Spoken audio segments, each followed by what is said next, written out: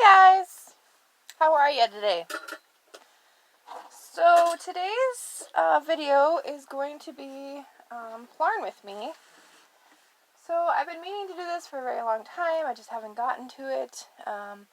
It's one of those things that is near and dear to my heart, and I wanted to share it with you. So a lot of you get or still get plastic bags. Now they are trying to get away with these, or get away from plastic bags. They're trying to not use them anymore or charge people for plastic bags. But here's your typical grocery bag, right? Okay. So, and for those of you that don't know, plarn is plastic yarn, plastic bags made into yarn. You can actually take any plastic. It could be a plastic, even a plastic table sheet. Like when you're done with it, you can totally reuse that too. I realize my head is cut off, and I hope that's okay with you guys. It's not really the point of the video, right? Hold on, let's see if I can maybe move over a little bit. Okay. But anyway, with plarning, you can make anything pretty much that you can make with a regular pattern. So, here's a bag I made with the bottom. It's got kind of a oval bottom on it. And then I went in the back loop. No, I went in the front loop. And then it caused it to go up. And then just went all the way around. And you can do these stripings. All you have to do is change your colors. Changing colors is a little trickier, but not, not impossible. But this is just a bag, and then I made my own tie string with this. There's a lot of people out there that'll actually, when they're doing plarn, use different incorporate yarn with it when they're crocheting. That'll give you a little bit extra strength. It'll give you more color, especially if you're using your typical white bag with, the pops of colors. It's only got white, like red or blue or green. I happen to separate those out. I can tell you that that's Hy-Vee, Walmart, and Dollar Tree by the coloring, because that's all we have around here. That's Dollar General. Those are old Walmart bags. These are from Sisseton. My friend from Sisseton has a grocery store that uses these brown bags, and those again are Dollar General bags. So that's kind of fun. Then you know where you've been and what you're shopping too. But anyway, you can make flowers out of these. You can make sleeping mats for the homeless. You can make great big giant summer totes. So like when you're going for you're swimming and you're out on the beach, or you're out anywhere, you've got that wet stuff. Your bag will dry out, but you won't have to have it in a bag that you're worried about getting wrecked, because it's not really going to get wrecked. You can always spray them off, let them sit out in the sun and dry off. They'll be fine. I made actually a dog bed out of this too, and my dog sleeps on it every day outside, and it's still holding up. Obviously there's dirt and stuff in it, but I just flip it over every once in a while and take it outside, shake it out. But she still sleeps on it. It's still cushy, and all I did was stuff it with these scraps, and so that's all it's got in there for stuffing in it, and it's still squishy. So anyway, let's get to the plarning. Okay, so you got your typical bag, and what you're going to do is you're going to cut off the bottom. Now, in general, I will do this several bags at a time, but for when you first get started, you want to open up your bags real nice. You want to flatten them so they're flat, kind of like this. Beth from Heaven's Piecemaker actually sent me these. We don't have blue bags here. That is unheard of. So this is actually a treat for me to have this pop of color. And really, that's all it's going to do, is give you a pop of color with whatever project you are making. And so if you say that, like in your area, I know in several areas they don't have plastic bags anymore, but You can use, if you're looking for a different texture than yarn and you want to make, say, some rugs or something, you can also use t-shirts. You can use that flat sheet that our family never uses. Same concept, and I will do a couple more videos and show you different ways to cut, so you have different options. But this is just your typical way. So I cut off the handles, and I cut off the bottom. So then, what you're going to do, I don't have a measuring tape with me, but typically I will fold it in half, and I will fold it in half again, and that gives you 4. Now, most people will cut a lot more out of this than I do. I just like mine thicker. So you could actually get, if you were precise, or if you were cutting, if you weren't cutting like 4 or 5 bags at a time like I do, or if you had a little bit more time on your hands, you could actually go smaller, and you could get a more precise, or a more yards out of your work, I guess, or a smaller hook size. In general, I use a size J, or a size, it's a 6 hook. Yeah, J is a 6. In general, I use a 6 or a larger for my plarn, but a lot of people go smaller, so it's completely up to you what you want to do. But then, and obviously when you're working with plarn, there's going to be crinkling, so I apologize in advance, but I just fold my plastic bags several different times, and then I fold it in half, and I cut, and you can use bags with holes in them. You just have to be aware where your holes are and cut around them. You can still use part of that bag. So you can see that that's pretty thick, right? You could definitely get smaller loops. So we're going to cut it into 8 just for today. So then you're going to take your loop, you're going to open them up, and you see where the top, it's a little rigid, and that's from where the bags were. You can definitely straighten that out, or you don't have to worry about it. It actually just gets lost in the plarn anyway. So you take it, you take your loops, your open loop, you put it over the other loop, and you pull it through, okay?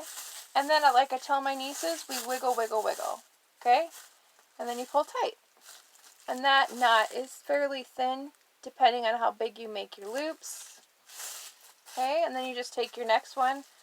I hold it tight just like a bunny, you know, like when you're tying your shoes. I hold this end tight up at the front.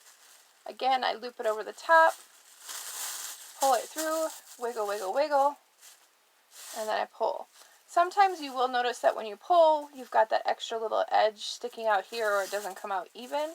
You just loosen up your knot and start again. It'll come out. So normally what I would do is depending on what kind of project I will make, I will loop a bunch of them together. If you want to do color changes and you know you're using the exact same kind of bag, the exact same brand, you can take like, say 3 blue and 3 white, and 3 blue and 3 white. If you're doing the same stitches and the same, you have the same brand bag, you're going to come out with a pattern, which is really cool. So you'll have like a checkered effect or something like that. Just depends on what stitch you're using. But you can crochet with plarn just like you do with regular yarn. So I'm just going to make a slip stitch. I'm going to put that on my hook. Whoops, sorry. Sorry about the noise. At least the kids are eating, and so they're not being too loud. But I'm just going to chain. So I'm going to chain 10. 2, 3, 4, 5, 6, 7, 8, 9. Now I will show you where my first bag ended. My first loop was at 9 chains. So they don't go very far. 10, okay? So we're going to chain from the second, we're going to go and single crochet in the second chain from the hook. And then we're going to single crochet down, back down.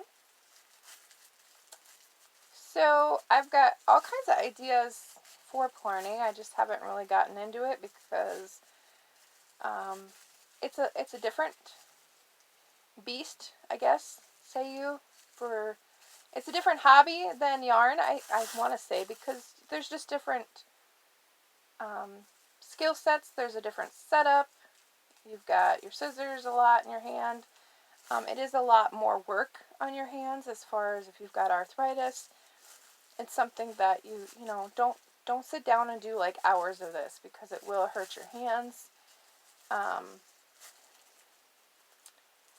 But it makes a good product, and I've made a lot of beautiful bags.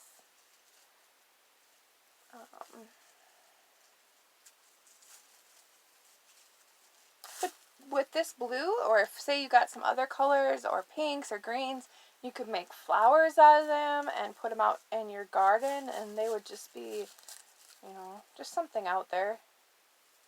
I'm gonna do 3 in that end stitch just to build it up. So say like you're making a soap sack and you've got your base chain, and then you're gonna do crochet around your chain and go back. And so that's what I'm doing here. When you do it in a looping method, it gives you that extra strength of having both of those versus just one string. Now you can do it in a different way, and I will show you that in a later video, of cutting it just like you would t-shirt yarn in the rib style, and that'll give you a single layer. In that you just have to be careful, you know, you don't pull too hard. You've got, you know, it's thick enough that it's going to stay together. There are questions even out in the plarning community. There's a plarning group on Facebook. It's Plarn with Me.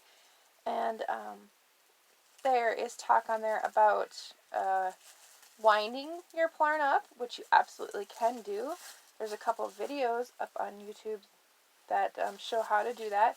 You can just take your bow winder, or you can take a drop spindle if you have one, and do that.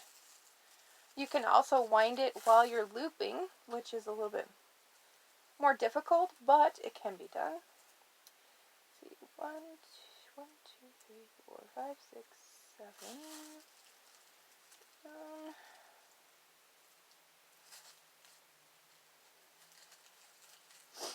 Oh, that's right. Yeah, I only got 9. Okay. So I'm going to do 3 or 2 more in that last stitch, so we have that around the corner. Now when I plarn, I don't slip stitch, only because it leaves, oh, maybe you can't tell on this. Oh yeah, you'd be able to tell on this one if I could find it, but I can't find it.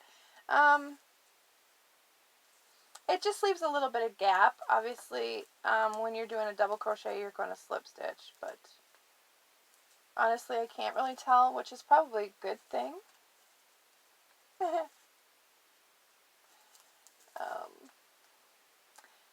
But I'm pretty sure I slip stitched on this one, just because it's that kind of a bag. It could be right there where that little bit of a gapping is. And that's natural. That's what you're going to see if you're slip stitching, and depending on how you're slip stitching. But anyway, so this is my first round, right? You can take it and weave in, you can leave a longer tail. I worked over my tail, but you could leave a longer tail and work some in there. You can go back in and weave it later if you're worried about things falling out the bottom. Which this one, I don't think anything's going to fall out. You can only see that little middle hole there, but even, yeah, through the light, you can see a little bit of light through there, but not a lot. So,